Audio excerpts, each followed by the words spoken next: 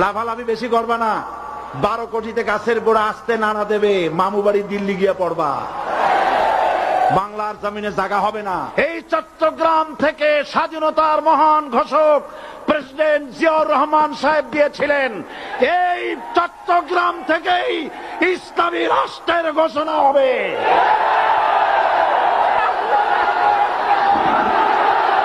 সুতরাং আমাকে যারা রাজাকার বলবে তারা পিতৃ পরিচয়হীন অবৈধ সন্তান।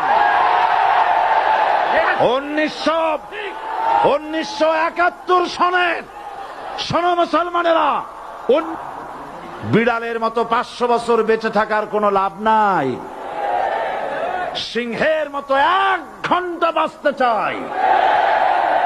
প্রধানমন্ত্রী সুদ্ধা